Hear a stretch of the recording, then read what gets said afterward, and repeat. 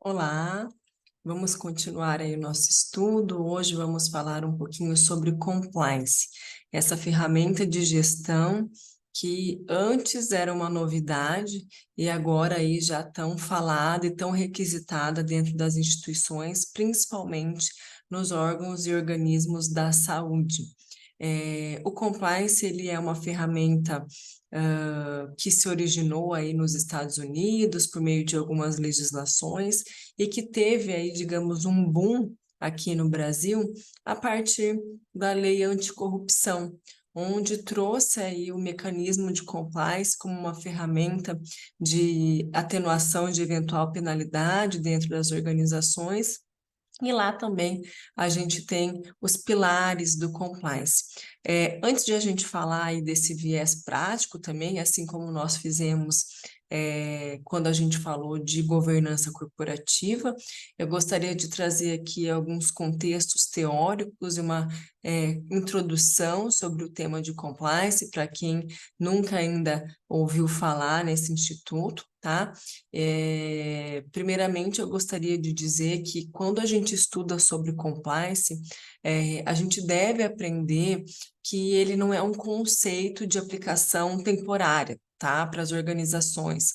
Ela deve aí realmente ser vista como algo perpétuo, de modo que a gente respire, viva e, por que não, exalar em todas as nossas atividades um instituto do compliance, que também não pode ser visto como uma exigência de adequação só do meio empresarial, mas também pela própria sociedade, que é a detentora da palavra final sobre os produtos e serviços.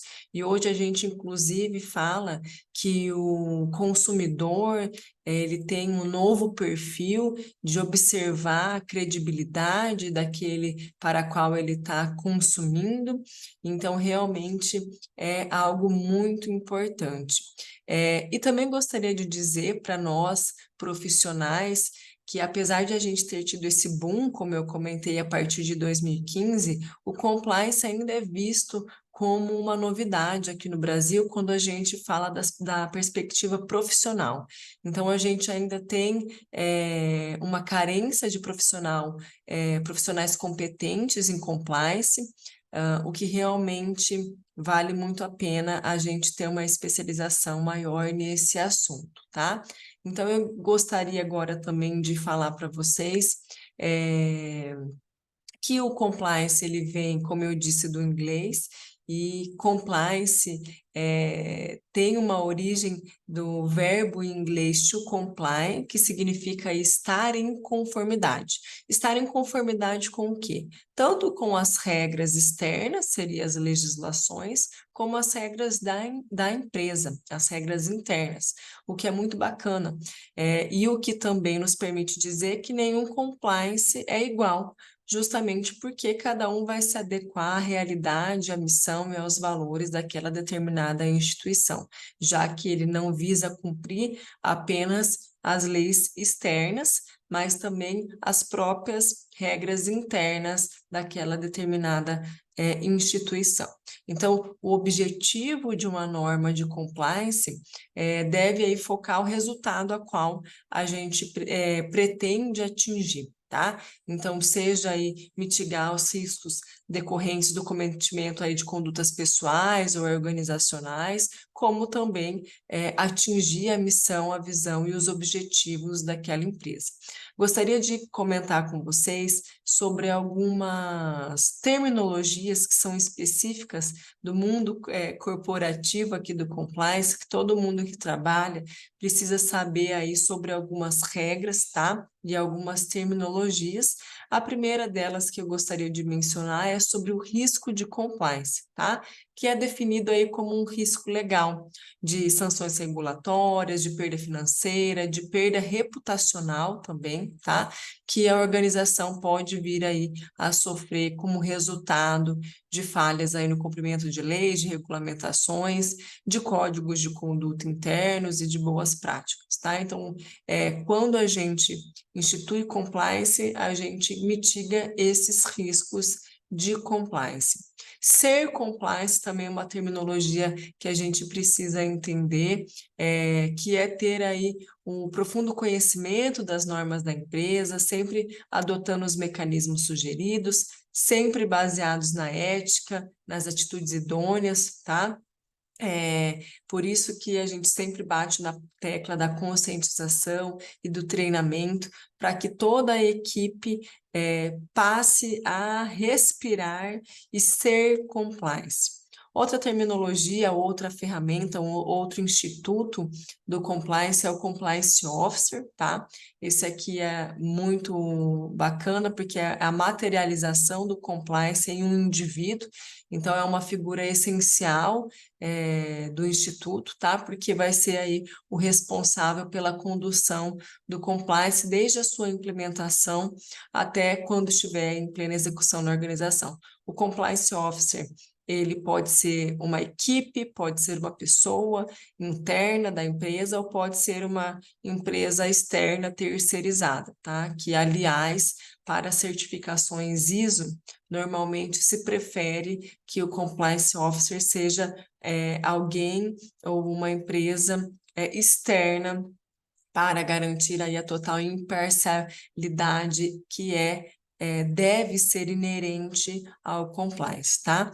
Não existe a possibilidade de um compliance funcionar se a gente não tiver um compliance officer competente, operante e que não seja submisso a nenhuma alta direção, tá? O compliance officer, ele quem vai implementar os controles internos, sempre aí com esse olhar voltado para a prevenção de atos ilícitos, tá?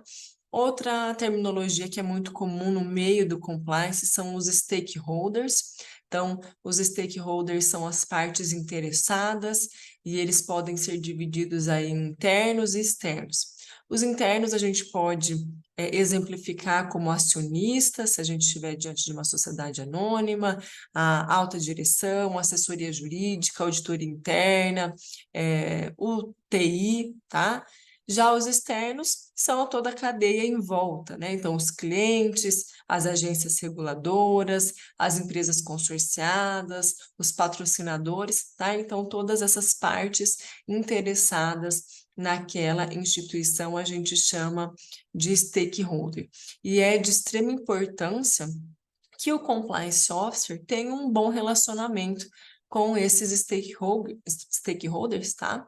Pois aí a sua prioridade deve ser manter a organização longe de qualquer problema. Então, sempre buscando manter a funcionalidade, sempre em conformidade com as normas e sempre tendo essa cordialidade, essa urbanidade para com os stakeholders, tá? Então, o compliance, resumidamente, ele é esse instituto que não tem uma receita pronta, que vai variar de acordo com o tamanho, de acordo com os objetivos da empresa, mas sempre com o denominador comum de colocar em prática mecanismos, ferramentas para que aquela instituição esteja em conformidade com as legislações aplicáveis ao setor a qual ela faça parte e também as regras internas, tá? A gente tem alguns passos para que o compliance seja efetivado, tá? Então, varia de doutrinador, varia de consultor, mas a gente sabe aí que 9 passos de compliance são, assim, unânimes.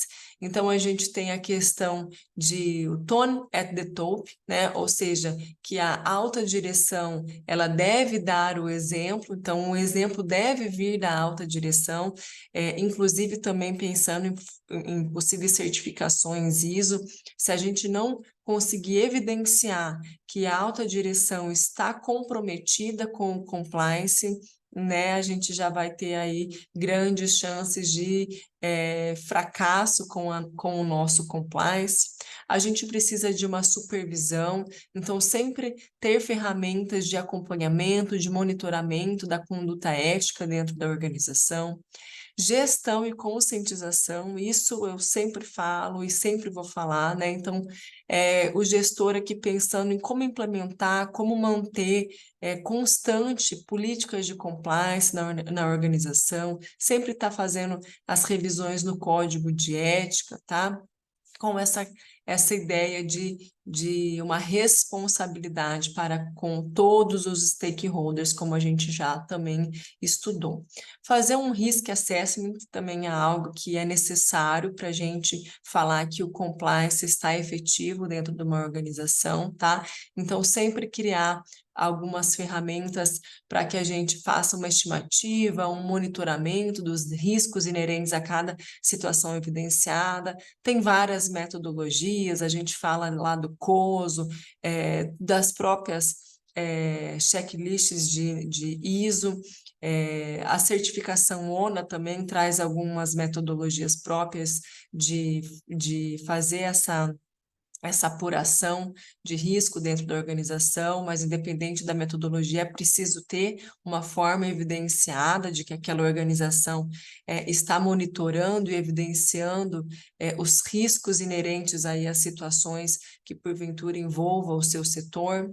Treinamento, isso aqui é o ponto-chave, então ter treinamentos periódicos, sempre pensando numa comunicação dentro da empresa, é um grande pilar para a gente conseguir efetivar um programa de compliance dentro de uma organização, uma revisão periódica, a gente fala do ciclo PDCA, né? Então é algo que realmente precisa estar aí continuamente sendo revisado.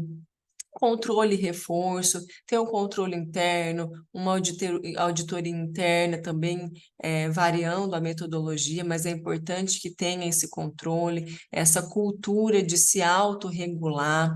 O due diligence, esse aqui também é um ponto-chave, tá? Então, sempre tentar ou fazer um fluxo, né, para a gente ter uma investigação para confirmação aí dos dados da conduta ética profissional individual. Então, due diligence para colaboradores, para fornecedores, né, para todos os stakeholders. Hoje a gente percebe que a empresa ela não pode olhar só para o seu próprio umbigo, né? Ela precisa observar tudo que está à sua volta, sempre com este cuidado de que será que aquele com quem eu contrato, será que esse meu fornecedor está na mesma sintonia de compliance do que eu, né? Inclusive para a gente evitar eventuais responsabilizações e eventuais crises reputacionais, que para mim não tem maior prejuízo para uma instituição do que uma crise reputacional. A gente não consegue aferir monetariamente o quanto uma crise de credibilidade pode aí afetar uma organização. Então, o due diligence é muito importante. E os canais de denúncia, esse aqui é o nono, mas não menos importante, é uma ferramenta que a gente precisa instituir. Então, um canal de denúncia que tenha aí um plano de investigação previamente estabelecido, uma possibilidade de anonimato também, um procedimento operacional padrão para que realmente a gente saiba como efetuar uma denúncia, como receber a denúncia, como tratar a denúncia, como mitigar que determinadas situações ocorram. E aqui, inclusive, o canal de denúncia é uma ferramenta muito importante para evitar assédio moral e assédio sexual, que a gente também vai ter um bloco específico falando só de assédio moral e assédio sexual, que infelizmente a gente ainda tem dentro das organizações, tá? E o canal de denúncia é uma ferramenta muito importante para a gente conseguir mitigar assédio moral e assédio sexual e outras situações. A gente tem um estudo que 40% das fraudes dentro das organizações, elas são detectáveis por meio de canal de denúncia, tá? É um número muito expressivo, o que aí corrobora essa importância de a gente implementar canal de denúncia, tá? Então, o compliance é essa ferramenta que está à disposição de todo e qualquer instituição privada e pública também. A gente tem visto um movimento muito forte da administração pública também implementando programas de compliance para evitar fraudes, para mitigar riscos financeiros, reputacionais, né, de corrupção. Então, é algo que realmente está muito em voga, que teve, como eu disse, um boom em 2015 por conta da lei anticorrupção, mas que passou a ter aí, nos últimos anos, com certeza, uma maior notoriedade, justamente por conta dos reflexos positivos que toda instituição acaba percebendo após implementar um programa de compliance, e obviamente que isso é exteriorizado de alguma forma, tá? Então, fico com esse bloco, com essa contextualização sobre o programa de compliance, sobre os seus pilares, e no próximo bloco a gente ainda continua conversando sobre essa excelente ferramenta que deve sim ser implementada pelos gestores de saúde, seja no âmbito privado, seja no âmbito público, ok? Obrigada e até lá!